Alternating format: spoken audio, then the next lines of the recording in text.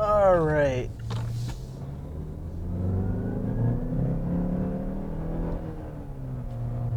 Not too bad, not too bad. Well, welcome to Exhaust Sports Auto. My name is Kevin. If you are new here, consider subscribing because I usually post automotive reviews on a regular basis here, whether it's new or used. But this week I have been sent the 2019 Mazda CX5. It's the top of the line turbo all-wheel drive model. So that's pretty cool, right? Yeah, top of the line. It's got some goodies in here, which I'll go through. In the interior segment. But actually, special thank you to Capital Mazda of Cary, because if it wasn't for them, I wouldn't have been able to have the opportunity to review the standard non-turbo CX5. So because of them, I'm able to get this double perspective, if you will, have a better perspective on this vehicle. Before we begin, I'm definitely going to leave all their information down below for Capital Mazda. So if you're interested in purchasing a car from them, you definitely can. Great people to work with for sure if you want a Mazda. But on to this review. So let's first of all talk about the looks. I briefly talked about it with the CX5 review on the standard car. Obviously, it looks identical to that. It's a fantastic looking design. I've always said that about Mazdas. They always have that classic kind of petite headlights with the small taillights in the back to match, and that nice little grille. I like that grille. It's not like a huge grille, but it's not like a tiny one either. It's a very nice style grille. And I just like Mazda styling in general. I just think it looks fantastic for their new vehicles anyway. But enough of that. You can kind of decide for yourself whether you like it or hate it.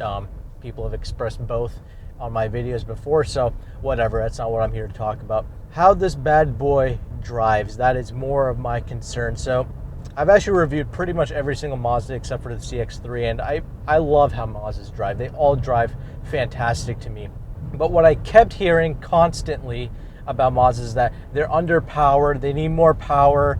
Well, they listen and they gave you this turbo engine.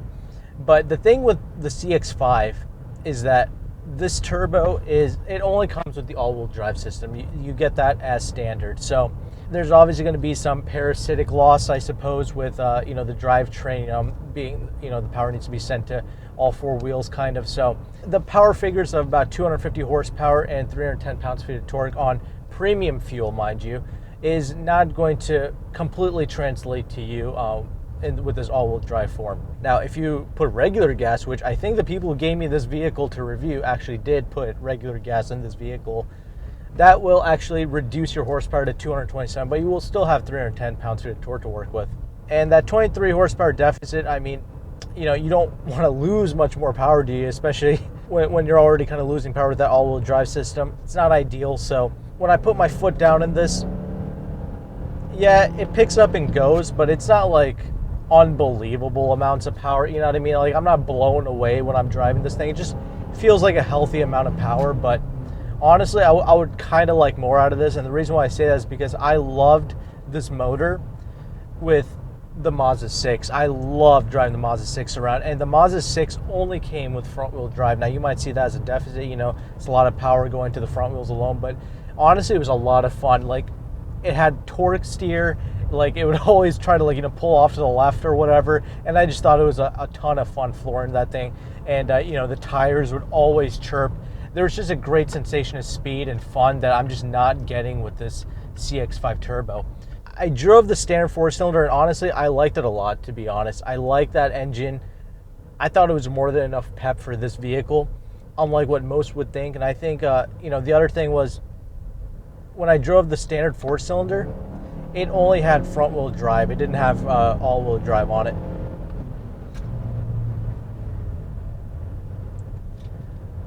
So I think more of that power was useful. But obviously, all-wheel drive is not a bad thing. This kind of makes it the kind of all-rounder vehicle, if you will. So I think that's a fantastic thing. But honestly, power aside, don't really worry about that. I mean, I had this thing on the highway. It's got plenty of pulling power for that reason. I mean, this is far more adequate than what you would ever need to move this vehicle. Like, it's totally fine. Whatever engine you get, whether it's this turbo or the four-cylinder, like the standard, you're going to be totally happy with it. Like, you're not really going to have too many issues. Both of these engine combination are going to be made to this fantastic 6-speed auto. Feels fantastic, natural. I've always loved it. I feel like this is as good as like the Kia Hyundai 8 speeds and honestly the Toyota 8 speeds as well in their newer models. So these are kind of like my top 3 transmissions. I absolutely love these automatics. So fantastic, great job there. And this turbo engine, I mean, I do like it. Like this isn't like a bad engine by any means. You know, I love the way this engine sounds. Like, you know, there's a lot of manufacturers are moving to a turbo engine, but this one, you actually hear it. And I love that. You actually hear the little whooshing sounds and stuff out of the turbos. In most of these cars, you never hear it. So it's fantastic to see that they actually pumped in some of that turbo noise. And you actually have some fun kind of, you know, like flooring it, letting off the gas and hearing that turbo. So I think it's great. So let's check out that little turning circle here. Not the best, but it's okay. Gotta do the 3-point. That's fine. See, I can floor it. I can kind of turn it however I want. And it never really like kills its tires. You know what I mean? And this thing is fitted with some Toyo tires, which isn't bad. I do like these Toyos a lot. I remember when I had the Toyota RAV4, it also had Toyos, and it gripped extremely well. In this vehicle, it's 225s all 4 corners, and grip-wise, you have no issues, even with all this power. And obviously, being the all-wheel drive trim, that helps out a lot. So you can actually kind of, you know, put all this power down. And I think another thing that I've noticed with this engine is that when I floor it, it doesn't quite go up to its 6,000 RPM red line. It kind of shifts at like 5,000 RPM. At first, I thought it was maybe like a safety system to protect the engine. That was the most amount of tire chirp I ever got out of this engine. That was fun. Anyway, yeah, I don't know if that's like a thing with this engine. Like, it's not really like that rev happy. It's fun when you're kind of moving and you floor it and you kind of get kicked back and you hear the turbos, but off the line, it always shifts at like 5,000 RPM, which I kind of find strange. It's never really getting the most juice out of this engine, I suppose, but it's whatever. I mean, most people aren't driving like an absolute animal like I am all the time, especially the people who are going to be driving this. I think for a lot of people, they just want to be able to have that kind of effortless sort of passing power. I think I've rambled on about this engine long enough. I think you kind of get the point of it. The main thing about Mazda is the way that they drive, the steering feel, all that stuff, and all that is, this is the best handling CUV in its class and even above its class. This is easily the best handling. The chassis of this is just so much better than like any of the other vehicles, if I'm going to be completely honest. Like, you can absolutely chuck this thing around like it's nothing. I recently had the Kia Telluride, and I really enjoyed driving that, but that was obviously, it had a lot more of that floaty kind of comfortable aspect, and I enjoyed it for that reason. But this is just pure, like, you know, if you like to drive, like, I mean, like really drive, this is kind of going to be your SUV of choice, to be honest, because none of the other vehicles, they're not going to be able to match this in terms of handling, the steering. You know, the steering wheel, which I'm going to talk about in the interior segment, feels identical to an Audi. I think a lot of this, they try to capture that Audi kind of feel, and it's worked, honestly. It's definitely the most expensive feeling vehicle in its class. But the kind of drawback to this is that this does not have the best ride quality. Like, the Kias, the Toyotas, they definitely have a much better ride than this Mazda does. So that's another thing that you have to kind of keep in mind with this. You definitely kind of feel all the little micro bounces and judders and jitters on the pavement. So, but I don't mean that in a bad way, honestly. Like, I love how this thing drives, and I can totally, that's kind of the compromise you have to make with a vehicle that handles as well. They have to make suspension tweaks, and it has to be on the firmer side to handle the way that this does. So I don't hate it for that reason. In fact, I really appreciate it, actually. I like Mazda's approach on, you know, feeling alive or whatever that they claim. It's just really fun to pilot and drive and just floor it into a corner because it can just handle it. I can't really say that about every SUV. But the other thing is, you know, the RAV4 did handle really well. You know, the Kia, like the Sorrento's, like, it's actually even bigger than this, and it does actually handle and drive really well. So it's really hard for me to just put this at the top of my list, but this drives really damn good. I know it's better than those cars, but because those vehicles also have that, you know, really nice ride quality attached to it, it's hard for me to just sway one way or the other. You know what I mean? It's just something you had to try for yourself. I will say this is definitely one of the more expensive, premium feeling SUVs for sure. Cover up this badge and you're pretty much in an Audi, if I'm going to be completely honest with you. It feels identical to that. The other thing is, that might help it in terms of performance and straight line acceleration. They could, take some weight off of this thing. This thing is pushing like 3,900 pounds. It's definitely one of the heavier SUVs in the class. I was lifting up that hood there to check out the engine, and that thing weighs like 50 pounds, that hood alone. A lot of the Toyotas, they use like aluminum hood, so you can pretty much play Frisbee with that hood if you wanted to. So, other things, like visibility, so easy to drive this. This thing is only 177 inches long. It's definitely the smallest one in its segment, so it gets a lot of flack for that. But the petite nature of this vehicle is kind of what helps with the driving as well. So the fact that it feels much more nimble than its competitors. But that too is going to have its sacrifices inside the cabin, which I'm also going to show you. But yeah, handling, turning in, the way it kind of pivots around the turns is something that the other SUVs can't really mimic. Even if they do handle and drive pretty good, it doesn't quite have this exact nimble and connected feel that this is going to offer you.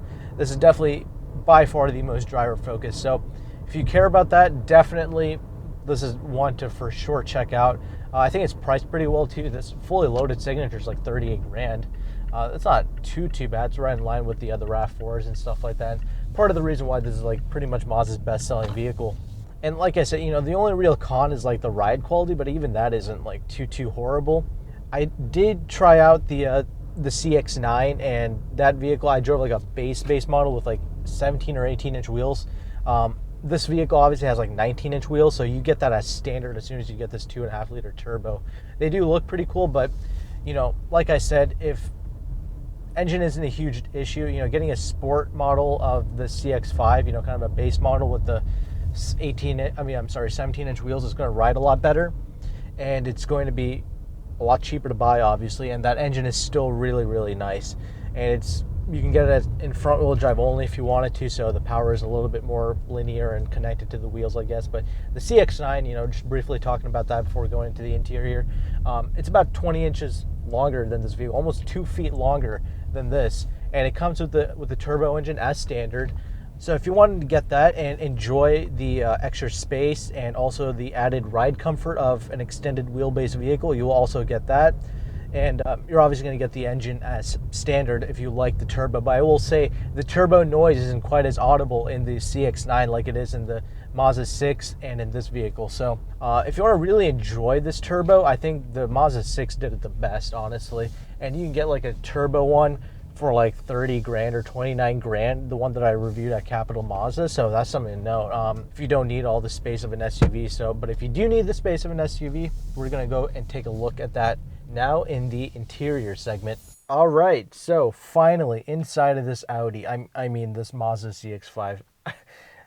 Jokes aside though, this thing is built and put together like an Audi. I said I would stop doing these stupid shake tests, but like I couldn't resist because this thing really is put together like an Audi. Like there is, this press car only has like 12 to 1300 miles, but the build quality, the way the fit and finish of everything is absolutely perfect. It's so tight feeling in here, and when you get in, you automatically feel the quality. It is definitely leagues above the Toyotas, even the Kia Hyundais. Like, yeah, those vehicles have a nice interior, but when you get in this, you feel the difference of just how well and tight everything is put together. And that's what I mean by the quality of a Mazda interior. And yeah, of course, they use the real stuff in here, like the real woods and all that. I will say though, the real wood in this feels faker than the fake wood in the Kia Telluride I was in, which is really funny because I thought that the Kia Telluride had real wood in it, but actually everything in there was fake. But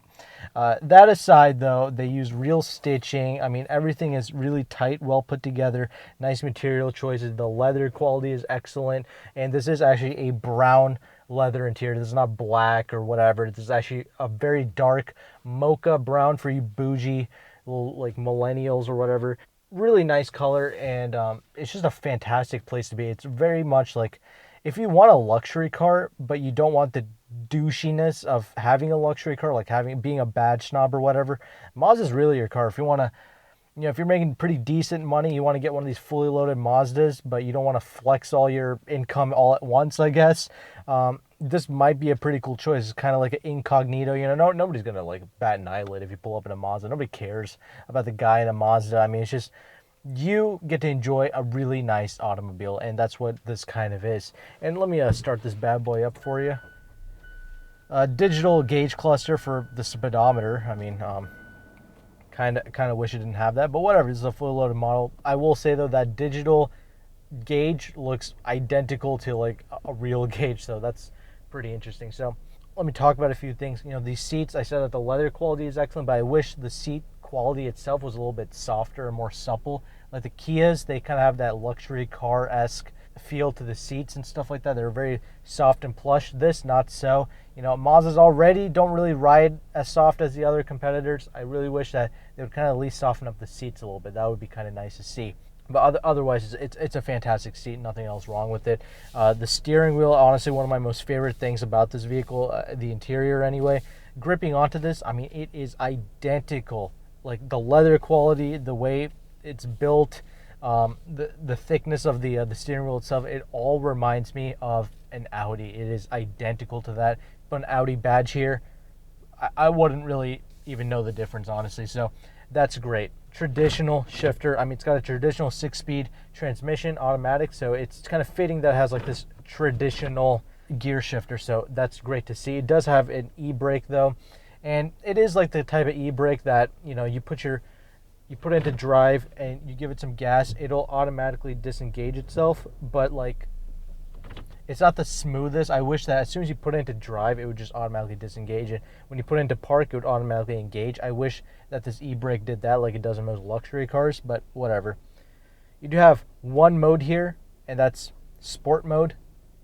And then you got normal mode. That's it. No other modes to choose from. Nothing for the steering. It's just sport and regular. Honestly, I was driving around in regular mode. That's my most favorite because sport kind of just makes it hover around 2,000 RPM for no reason. And I hate that. You're just wasting more fuel than you need to. Sport mode will really, you know, kind of get the most out of this engine, though. It's going to be the most reactive, and you're going to get more of a sensation of speed. But I don't really need all that. I just kind of like to leave it in normal because even driving around in normal mode, yeah, I drive like an animal, so I'm averaging about 19, 18 mpg in here according to this little display. It's a tick under the 20 miles per gallon mark. And honestly, the way I've been driving this thing, I've been having this thing foot to the floor 24/7 with this. That's not bad. It's an all-wheel drive vehicle. It's a pretty heavy one, 3,800 to 3,900 pounds, and it's a turbo motor. So the fact that I'm getting that good of an MPG out of a turbo engine is pretty fantastic because usually turbo engines, they're not really that fuel efficient. So it's great to see that this is kind of getting closer to 20 with me driving. So all my fuel economies that I'm getting with all these vehicles, you can add about 5 mpg if you're driving it. So because I'm always foot to the floor with these cars. This vehicle does have, you know, a bunch of safety options because it is the, you know, fully loaded vehicle. Good thing is you do have these settings here that you can control and kind of manipulate the safety features because they can be pretty annoying. Like the lane keep assist, that's always annoying in every car. I usually just turn it off, but in this you can kind of like, you know, turn off the beeping sounds because I always get a heart attack whenever I, you know, try to, you know, I'm trying to move out of the way of like a pothole or something like that. This thing starts beeping at me like crazy. I feel like the system picked up on something that I didn't. I think I'm going to crash into it, but I'm not. I'm smarter than the system, and I hate it when this thing just starts beeping at me for no reason. So I defeat that all the time. It does have parking sensors. It does have the blind spot monitoring. The blind spot monitoring is my only favorite, you know, safety feature. I hate pretty much everything else, and it does have the you know, it'll stop itself if it thinks that you're going to crash into something. You can set that to far, medium, and near when that's supposed to kick in. I always set that to near, or else it's always just going to be turning on for no reason. Let's see, other things to note. It does have heated and cooled seats, so that's fantastic for both the passenger and driver side. You do have heated seats in the back, so that's pretty great to see. And I'm about to check out those back seats in a moment here. And I love how it pretty much in every Mazda they continue to completely separate the climate control from the screen.